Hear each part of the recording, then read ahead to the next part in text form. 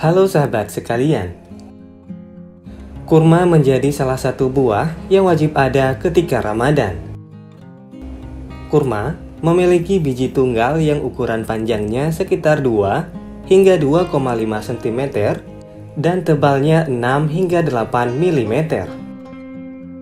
Pohon kurma dapat tumbuh dengan subur di iklim dan cuaca yang panas. Pohon kurma merupakan tanaman jenis dioecious, yaitu memiliki tanaman jantan dan betina yang hidup secara terpisah. Mereka dapat tumbuh dengan mudah dari bakal biji. Tetapi, hanya 50% tanaman betina yang ditanam secara pembibitan akan berbuah dan menghasilkan buah yang kecil serta berkualitas rendah. Sebagian besar perkebunan menggunakan perkembangbiakan kultur jaringan, terutama pada kultivar, karena bisa menghasilkan panen yang banyak serta buah yang manis dan besar. Tanaman yang tumbuh dari cara stek akan berbuah 2 hingga 3 tahun lebih awal daripada tanaman yang menggunakan bibit. Pembuahan dengan serbuk sari pada pohon kurma dilakukan secara alami oleh angin. Tetapi, pada perkebunan oasis tradisional dan perkebunan modern, penyerbukan dilakukan secara manual. Penyerbukan alami pada tanaman jantan dan betina dapat terjadi dengan jumlah yang sama antara kedua tanaman. Namun, bila dilakukan dengan bantuan, satu tanaman jantan bisa menyerbuki hingga 100 tanaman betina. Tanaman jantan yang berfungsi sebagai penyerbuk memungkinkan para petani menggunakan sumber daya mereka untuk memproduksi lebih banyak buah pada tanaman betina. Beberapa petani bahkan tidak memelihara tanaman jantan yang mana sebagai bunga jantan. Mereka membelinya di pasar lokal pada saat waktu penyerbukan. Penyerbukan manual dikerjakan oleh pekerja terampil dengan menggunakan bantuan tangga untuk naik ke atas pohon. Pada beberapa negara seperti Irak, para pekerja memanjat pohon dengan menggunakan alat pemanjat khusus. Alat tersebut mengitari batang pohon dan para pekerja akan lebih mudah melakukan proses penyerbukan atau pemanenan.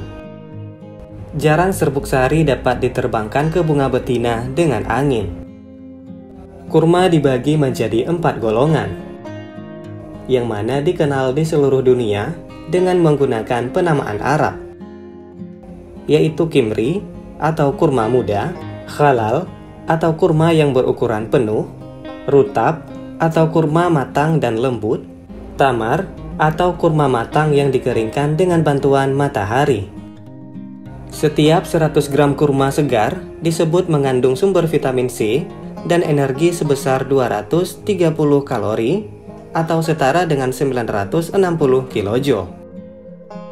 Air yang terkandung dalam kurma relatif sedikit dan hal ini tidak menjadikannya jauh lebih pekat pada saat proses pengeringan berlangsung.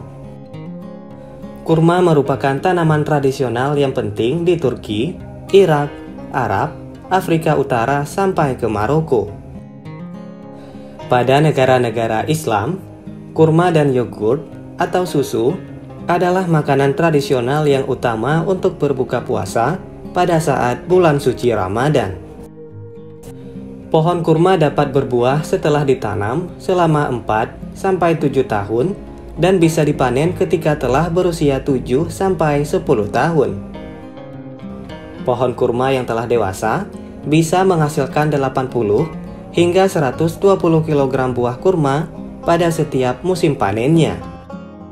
Agar mendapatkan buah yang berkualitas untuk bisa dipasarkan, tandan kurma harus ditipiskan dan dibungkus atau ditutup sebelum matang agar buahnya bisa tumbuh menjadi lebih besar dan terlindungi dari cuaca dan hama seperti burung.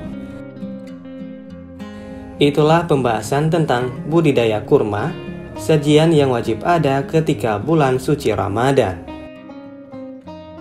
Jika ada hal lain yang ingin dibahas, silakan tulis di kolom komentar. Terima kasih telah menonton video ini, dan sampai bertemu pada video selanjutnya.